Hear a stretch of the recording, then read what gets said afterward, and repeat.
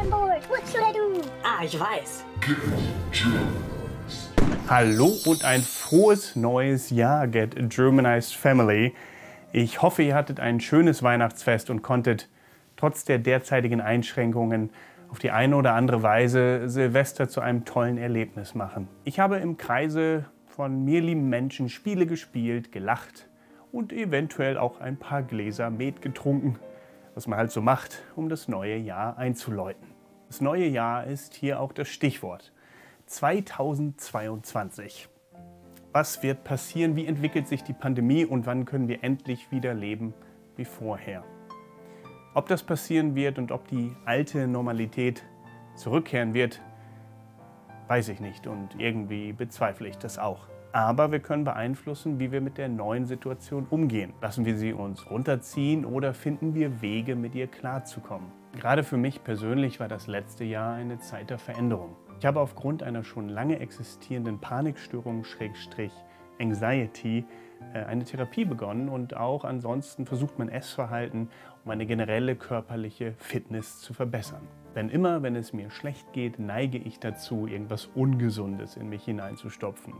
Das kennt ihr wahrscheinlich auch oder einige von euch. Das war und ist nicht immer leicht. Es gibt Hürden und oft fällt man zurück in alte Muster. Aber es ist wichtig, nie die Hoffnung aufzugeben und weiterzumachen. Ich erzähle euch das, damit ihr wisst, dass ihr nicht allein seid. Damit ihr wisst, dass jeder von uns mit Dingen zu kämpfen hat, die vielleicht auf den ersten Blick nicht ersichtlich sind. Und ich erzähle dir das, um dir Mut zu machen. Du kannst das schaffen. Du musst dann nicht alleine durch. Lass die dunklen Gedanken nicht einfach in deinem Kopf, sondern verarbeite sie, spreche mit Leuten darüber und suche dir professionelle Hilfe, wenn du es für richtig hältst. Denn das ist nichts, wofür du oder irgendjemand anders sich schämen muss. Die letzten Jahre waren hart, knallhart sogar. Und ein jeder von uns wurde auf die eine oder andere Weise dadurch beeinflusst. Gerade in einer solchen Zeit ist es umso wichtiger, sich um seine Mitmenschen, aber auch um sich selbst zu kümmern. Wenn du merkst, dass ein Mensch in deinem Umfeld Hilfe braucht, dann sprich die Person darauf an.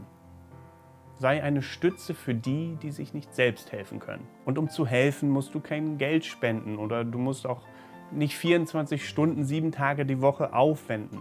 Manchmal reicht ein liebes Wort, ein kurzes Gespräch oder eine Umarmung, damit jemand aus der Dunkelheit zurückkehren kann. Niemand hat es verdient, alleine zu sein. Auch nicht während einer Pandemie.